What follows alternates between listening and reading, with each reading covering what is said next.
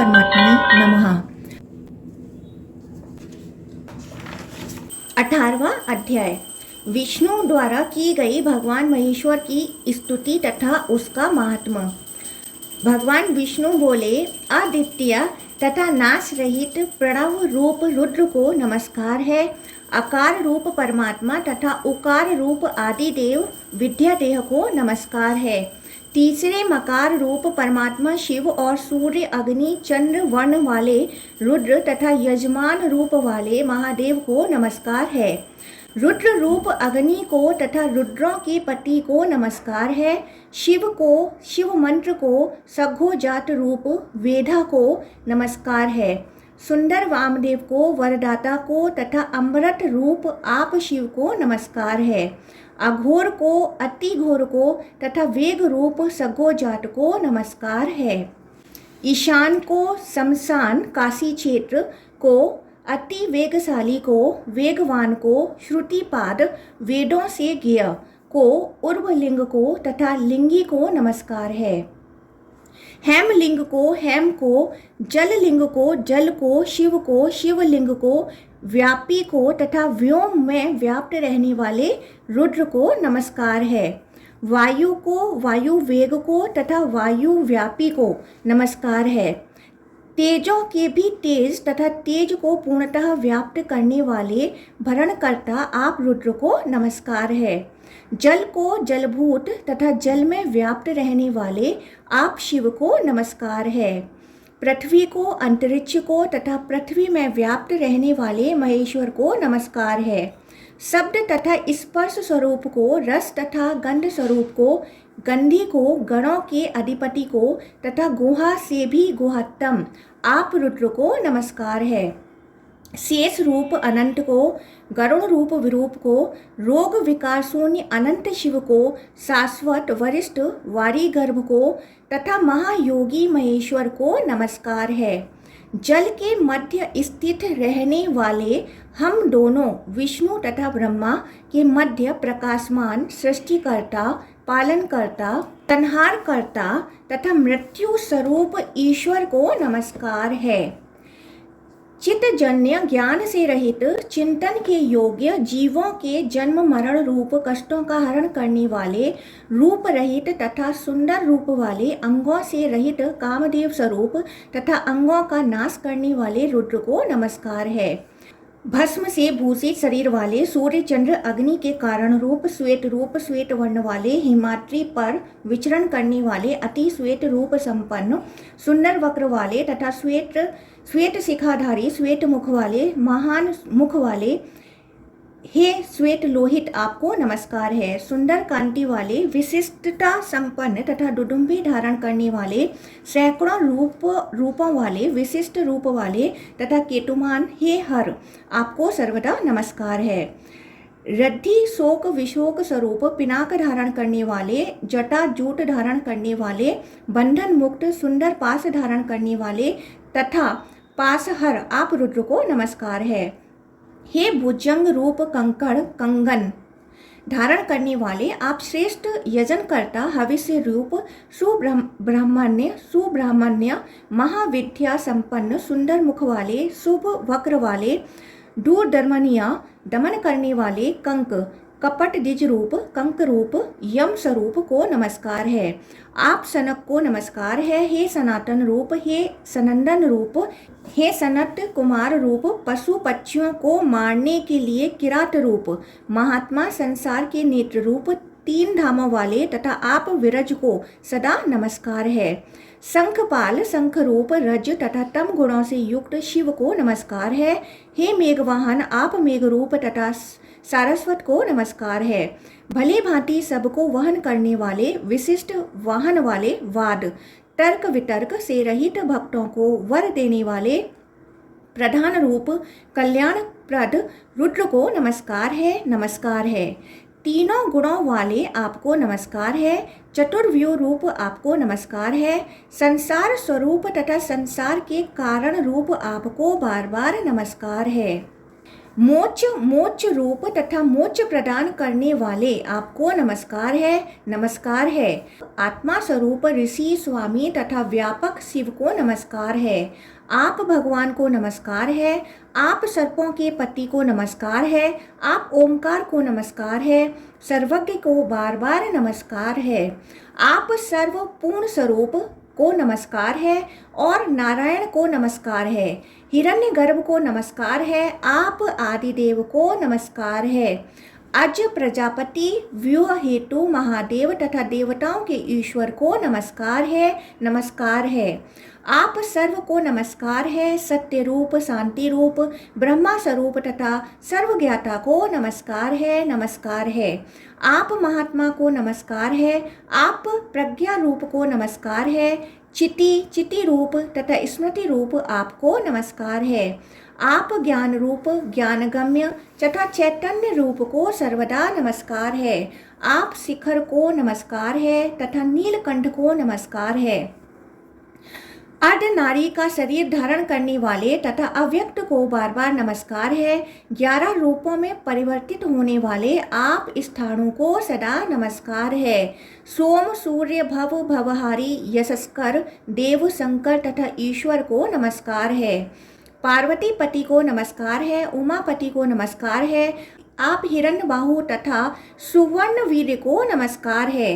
नीलकेश वित तथा सिति कंठ को नमस्कार है।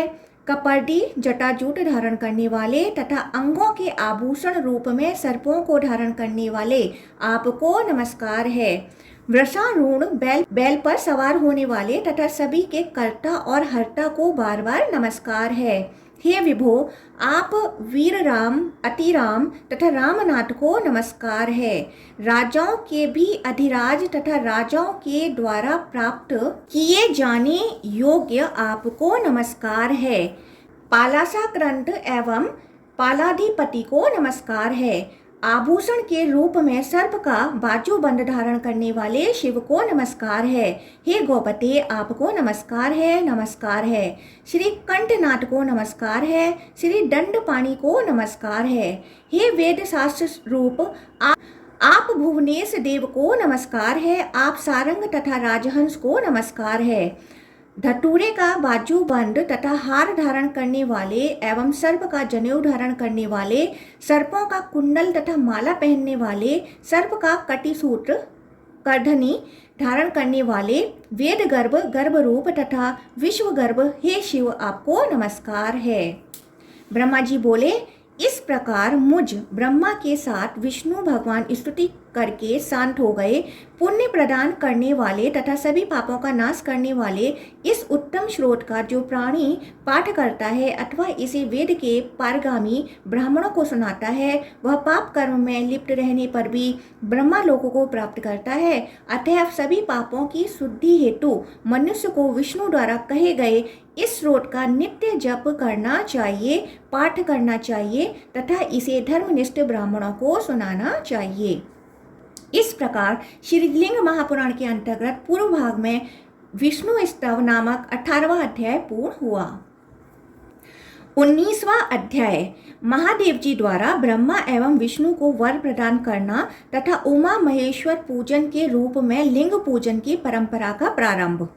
सूत जी बोले, तदंतर महादेव जी ने कहा, हे श्रेष्ठ देवता ब्रह्मा विष्णु, मैं आप दोनों पर प्रसन्न हूँ। मुझ महादेव का दर्शन करो और सभी प्रकार के भय का त्याग कर दो। आप दोनों महाबली देवता पूर्व काल में मेरे शरीर से उत्पन्न हुए थे। संपूर्ण लोकों के पितामह ये ब्रह्मा मेरे दक्षिण दाएं अंग से तथा विश्वात्मा और हृदयोद्धव ये विष्णु मेरे बाएं अंग से उत्पन्न हुए हैं। मैं आप दोनों पर अत्यंत प्रसन्न हूँ। अतएव यथेच्छ वर मांगो, मैं उसे अभी दूंगा। इतना कहकर कृपा निधि परमेश्वर महादेव ने अपने दोनों सुंदर हाथों से प्रीतिपूर्वक उन विष्णु का स्पर्श किया।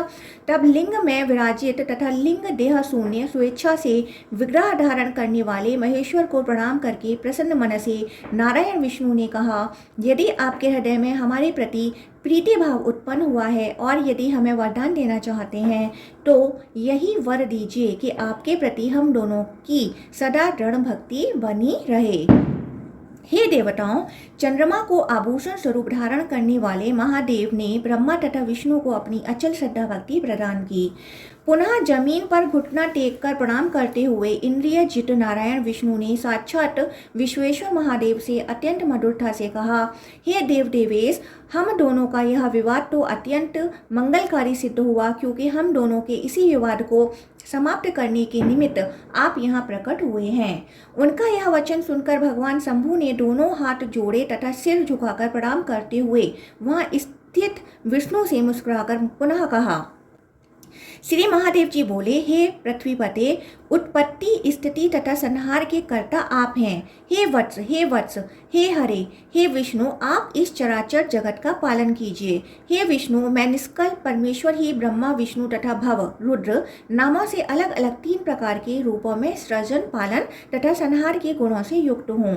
हे विष्णु, आप मोह का त्याग करें और इन पितामह का पालन करें। यह पितामह पाद्म कल्प में आपके पुत्र होंगे। उस समय आप तथा आपके पुत्र रूप व कमलो उद्भव ब्रह्मा दोनों लोग मेरा दर्शन प्राप्त करेंगे। ऐसा कहकर वे भगवान महादेव वहीं अंतर्धान हो गए। उसी समय लोकों में शिवलिंग के पूजन की प्रसिद्धि व्याप्त हो गई। लिंग वेदी के रूप में महादेवी पार्वती तथा लिंग रूप में साक्षात महेश्वर प्रतिष्ठित रहते हैं। हे देवताओं, समग्र जगत को अपने में लय करने के कारण यह लिंग कहा गया है। जो विप्र शिवलिंग के समक्ष लिंग आख्यान का प्रतिदिन पाठ करता है, वह शिव तत्व को प्राप्त हो जाता है। इसमें किसी भी प्रकार का संदेह नहीं करना चाहिए। इस प्रकार श्रीलिंग महापुराण के अंतर्गत पूर्व भाग में विष्णु प्रबोध नामक 19वां अध्याय पूर्ण हुआ। 20वां अध्याय। शेष सैया पर आसीन भगवान विष्णु के नाभि कमल से ब्रह्मा जी का प्रादुर्भाव, भगवान शिव की माया से दोनों का विमोहित होना, विष्णु द्वारा ब्रह्मा के प्रति शिव महात्मा का कथन। ऋषिगण बोले, हे सूत जी, प्राचीन काल में पाद्म कल्प में ब्रह्मा जी कमल से किस प्रकार जायमान हुए और पुरुषोत्तम विष्णु ने उन ब्रह्मा के साथ शिव का दर्शन कैसे किया? कृपया अब इन सब वृत्तांतों का आप विस्तार पूर्वक वर्णन करें। सूत जी बोले, प्रलय के समय चारों ओर जल ही जल तथा घोर घनीभूत अंधकार व्याप्त था। उस प्रलय सागर के मध्य शंख चक्र गदा धारण किए, नील मेघ के सदृश वर्ण वाले, कमल के समान नेत्र वाले, मुकुट धारण किए, 8 भुजाओं वाले, विशाल वक्षस्थल वाले, लोकों की योनि कहे जाने वाले सभी जीवात्माएं जिनके मुख से निकली हैं, ऐसे योगात्मा तथा योगविद सर्वात्मा नारायण पुरुषोत्तम लक्ष्मीपति भगवान विष्णु किसी अनिर्वचनीय योग में स्थित होकर 1000 फनों से सुशोभित शेषनाग के अप्रतिम ओज संपन्न अति उन्नत तथा छाया युक्त फन रूप सैया को भली भांति बिछाकर प्रलय सागर स्थित उस महान पर्यक शेष सैया पर शयन कर रहे थे। इस प्रकार वहां शयन कर रहे गुण रहस्यों वाले सर्वव्यापी आत्मा राम विष्णु ने अपनी क्रीड़ा के निमित्त अत्यंत ऊंचे वज्र दंड से युक्त एक कमल, जो 7 योजन विस्तीर्ण तथा प्रखर सूर्य के समान था, अपनी नाभि से लीलापूर्वक उत्पन्न किया। कमल के साथ क्रीड़ारत उन देव श्रेष्ठ विष्णु के पास आकर हिरण्यगर्भ, अंडज, सोने के वर्ण वाले, अतीन्द्रिय, 4 मुख वाले तथा विशाल नेत्रों वाले ब्रह्मा ने शोभा संपन्न दिव्य सुंदर तथा सुगंधित कमल के साथ सुंदर नयनों वाले विष्णु को खेलते हुए देखा। तत्पश्चात उनके सन्निकट पहुंचकर ब्रह्मा जी ने विस्मय पूर्ण भाव से विनम्रता युक्त वाणी से उनसे पूछा, आप कौन हैं और इस समुद्र के मध्य आश्रय लेकर क्यों सो रहे हैं?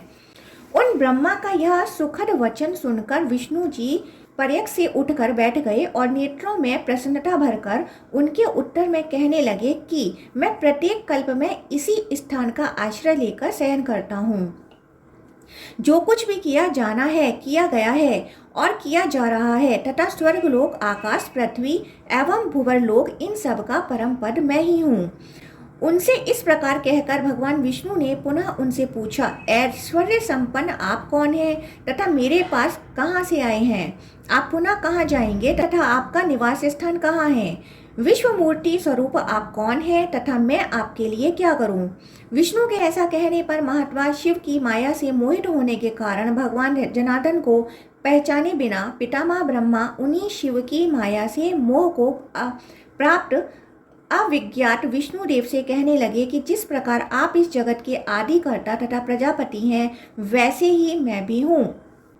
जगत के रचयिता ब्रह्मा जी का यह विस्मयकारी वचन सुनकर और उनकी आज्ञा लेकर विश्व की उत्पत्ति करने वाले योगी महायोगी विष्णु भगवान कौतूहलवश ब्रह्मा के मुख में प्रविष्ट हो गए। ब्रह्मा जी के उदर में प्रवेश करके वहां पर 18 द्वीपों, सभी समुद्रों, समस्त पर्वतों, ब्राह्मण आदि चारों वर्णों के जन समूहों, सनातन 7 लोकों तथा ब्रह्मा से लेकर तृण पर्यंत सभी स्थावर जंगम पदार्थ देखकर महाभुज महातेजस्वी विष्णु भगवान अत्यंत विस्मित हुए।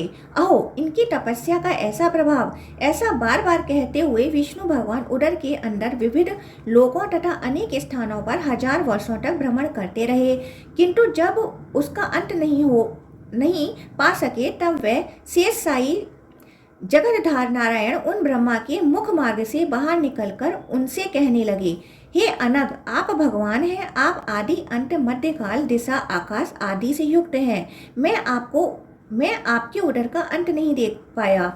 ऐसा कहकर भगवान विष्णु ने ब्रह्मा से पुनः यह कहा, हे सुरश्रेष्ठ, मैं भी इसी तरह भगवान हूँ। अब आप भी मेरे शाश्वत उदर में प्रवेश करके इन्हीं अनुपम लोकों का दर्शन करें। लक्ष्मीकांत विष्णु की यह आह्लादकारिणी वाणी सुनकर उन्हें प्रसन्न करते हुए ब्रह्मा जी उनके उदर में प्रविष्ट हुए। सत्य पराक्रम वाले ब्रह्मा जी ने विष्णु के उदर में स्थित उन्हीं सब लोगों को देखा और उसमें बहुत भ्रमण करने के उपरांत भी विष्णुदेव के उदर का अंत नहीं पा सके। सभी इंद्रिय द्वारों को निरुद्ध करके मैं सुखपूर्वक सो लिया, ऐसा सोचकर और ब्रह्मा जी की गति को जानकर सर्वव्यापक विष्णु जी ने शीघ्र ही उनकी अभिलाषा पूर्ण करने की इच्छा की। तत्पश्चात सभी द्वारों को बंद देखकर पितामह ने अत्यंत सूक्ष्म रूप धारण करके नाभि में मार्ग पाया तथा पद्मासूत्र कमलनाल के सहारे पुष्कर कमल से स्वयं को बाहर निकाला। तदंतर पद्मा गर्भ के समान कांति वाले जगदयोनि स्वयंभू पितामह भगवान ब्रह्मा कमल के ऊपर शोभित हुए। उस समुद्र के मध्य ब्रह्मा और विष्णु में अनेक प्रकार से संघर्ष चल रहा था। उसी समय श्रेष्ठ स्वर्ण के समान वस्त्र को धारण करने वाले अमेय आत्मा वाले जीवों के स्वामी शूलपाणी महादेव कहीं से वहां पर पहुंच गए, जहां वह शेषशायी अनंत विष्णु भगवान थे। उनके शीघ्रता पूर्वक चलने से चरणों के प्रहार से संपीड़ित होकर समुद्र जल की बड़ी बड़ी बूंदें आकाश तक पहुंचने लगीं और वहां कभी अत्यंत गर्म तथा कभी अत्यंत शीतल वायु बहने लगी। उस महान आश्चर्य को देखकर ब्रह्मा ने विष्णु से कहा कि ये शीतल एवं उष्ण जल की बूंदें इस कमल को अत्यधिक कंपायमान कर रही हैं। इस विषय में मेरी शंका का समाधान कीजिए, अथवा आप कुछ और करना तो नहीं चाहते। ब्रह्मा के मुख से निर्गत इस प्रकार की बात सुनकर अप्रतिम कर्म वाले असुर संहारक भगवान विष्णु सोचने लगे कि मेरी नाभि में इस कौन से जीवन ने अपना स्थान बना लिया है, जो इस तरह प्रेम पूर्वक मधुर मधुर बोल रहा है तथा मैंने इसके प्रति कहीं क्रोध किया है। ऐसा मन में ध्यान करके विष्णु भगवान यह उत्तर देने लगे, आप भगवान हैं और आपको यह कमल के विषय में व्याकुलता क्यों हो रही है? हे देव, मैंने कौन सा श्रेष्ठ कार्य किया है जो आप मुझसे प्रेम पूर्वक बोल रहे हैं? हे पुरुष श्रेष्ठ, इसका कारण मुझे यथार्थ रूप से बताइए। लोक यात्रा का अनुवर्तन करने वाले तथा कमल की आभा के समान नेत्र वाले देवेश्वर विष्णु के इस प्रकार बोलने पर वेद निधि प्रभु ब्रह्मा ने उनसे कहा, यह मैं आपकी ही इच्छा से पूर्व काल में आपके उदर में प्रविष्ट हुआ था। हे प्रभु, जिस प्रकार प्रथम मेरे उदर में प्रवेश करके आपने सभी लोकों को देखा था, उसी प्रकार मैंने भी आपके उदर में उन संपूर्ण लोकों का दर्शन किया है। हे अनग, वहां मैं 1000 वर्षों तक चक्कर लगाता रहा। इसके बाद ईर्ष्या भाव से युक्त होकर आपने मुझे वश में करने की इच्छा से चारों ओर से सभी इंद्रिय द्वार शीघ्रता पूर्वक बंद कर लिए। तदंतर हे महाभाग, मैं अपने तेज के प्रभाव से विवेक पूर्वक अति सूक्ष्म रूप धारण कर आपके नाभि स्थल से कमल नाल के सहारे बाहर निकल आया। इसके लिए आपके मन में थोड़ा भी विचार नहीं होना चाहिए। हे विष्णु, जो यह मेरा बाहर निकलना हुआ है वह किसी विशेष कार्य के लिए है। अब आप मुझे यह बताइए कि मैं क्या करूं। तदंतर पितामह ब्रह्मा की प्रिय मधुर पवित्र तथा कल्याणमयी वाणी सुनकर हिरण्यकशिपु के शत्रु अप्रमेयात्मा कि आपके नाभि कमलों उद्भव स्वरूप इस कार्य के लिए मैंने कोई प्रयास नहीं किया है। आपको बोध कराने की इच्छा से मैंने तो क्रीड़ा पूर्वक देव योग से यूं ही अपने सभी दरवाजे शीघ्र बंद कर लिए थे। इसे आप कुछ भी अन्यथा ना समझें। हे कल्याण कारक, आप मेरे मान्य तथा पूज्य हैं, अतएव मैंने आपका जो भी अपकार किया है वह सब आप क्षमा करें। हे प्रभु, मैंने मेरे द्वारा वहन किए जाते हुए आप अब कमल से उतर आइए, क्योंकि आपके अत्यंत गुरुतर तथा तेज संपन्न होने के कारण मैं आपका भार सहन करने में समर्थ नहीं हूँ। तब ब्रह्मा ने कहा कि आप मुझसे वरदान मांगिए। इस पर विष्णु कहने लगे, हे प्रभु, आप कमल से नीचे उतर आइए और यही वर दीजिए कि आप मेरे पुत्र बनेंगे। हे शत्रुदलन, इससे आपको भी अपार हर्ष प्राप्त होगा। हे प्रभु, आप सद्भावना पूर्ण वचन बोलिए और कमल से नीचे उतर आइए। आप महायोगी तथा प्रणव रूप हैं, आप हमारे पूज्य हैं। आज से आप सबके स्वामी हैं तथा श्वेत पगड़ी से सदा शोभायमान रहेंगे और इस प्रकार पद्म योनि नाम से लोक में प्रसिद्ध होंगे। हे ब्रह्मांड, हे प्रभु, आप मेरे पुत्र तथा 7 लोकों के स्वामी हो।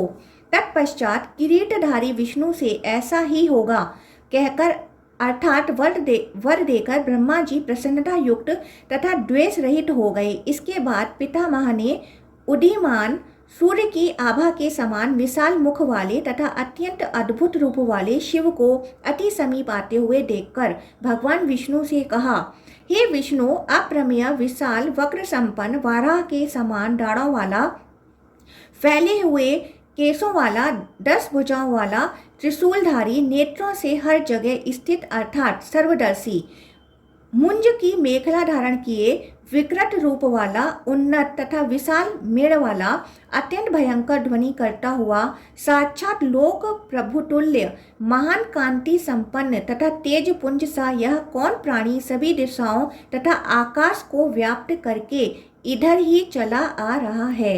ब्रह्मा के इस प्रकार कहने पर भगवान विष्णु ने उनसे कहा, इस सागर में चलने के कारण जिनके दोनों पैरों के आघात से आकाश में महान वेग से जलाशय उठ रहे हैं, सभी और उठी हुई विशाल जल बूंदों से आप सिक्त हो चुके हैं, जिनकी नासिका से निकली वायु से आपके साथ कंपायमान यह महापद्म जो मेरी नाभि से उत्पन्न है, स्वच्छंदता पूर्वक डोलायमान हो रहा है, वही आदि अंत रहित पार्वती नाथ प्रभु शिव आ रहे हैं।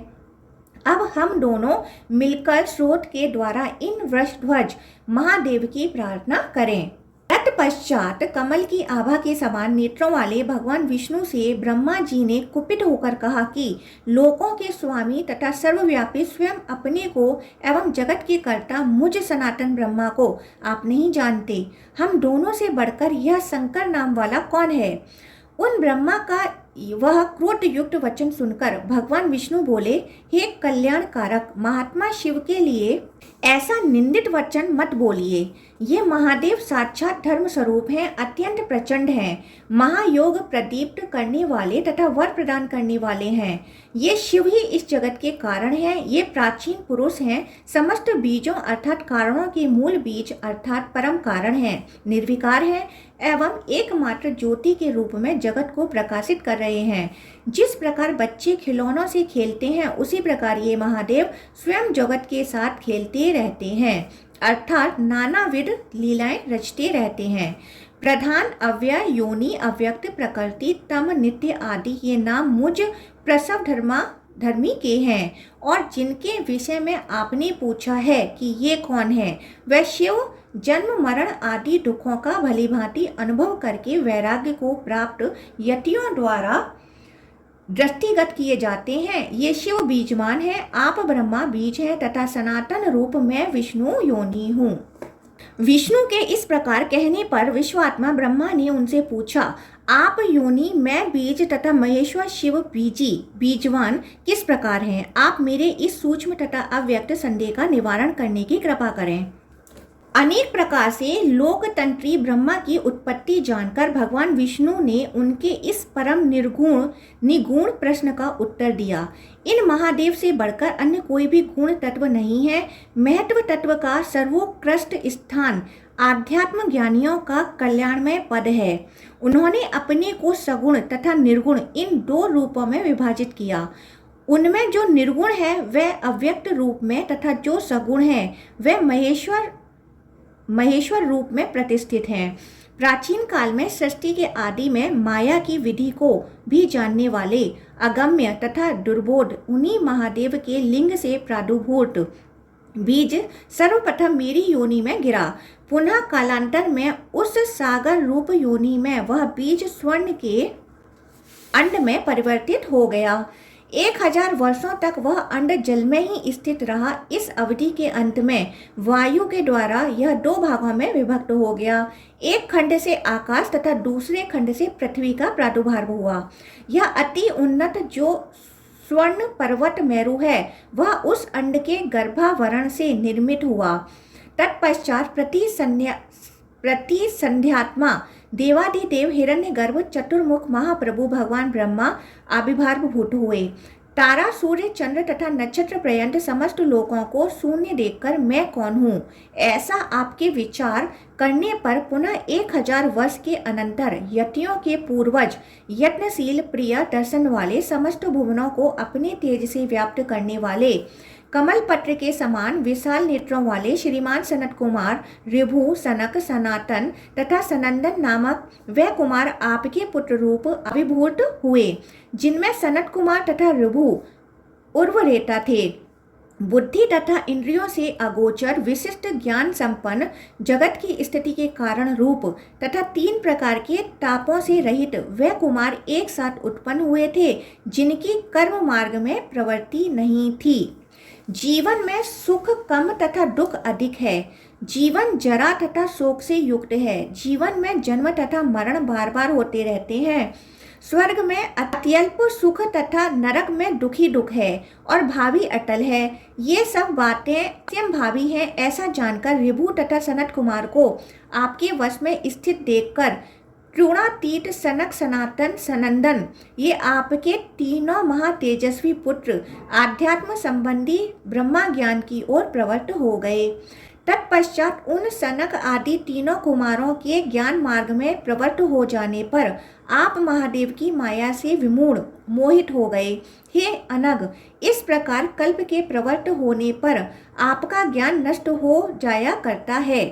कल्प में जो सूक्ष्म जीव तथा पार्थिव पदार्थ अवशिष्ट रह जाते हैं उन सबको जागृत करने वाली शक्ति ही ऐश्वरी माया कही गई है। जिस प्रकार यह मेरु पर्वत देवलोक के रूप में प्रसिद्ध है, उसी प्रकार उन देवश्रेष्ठ महादेव के इस महात्म को भी प्रसिद्ध समझिए।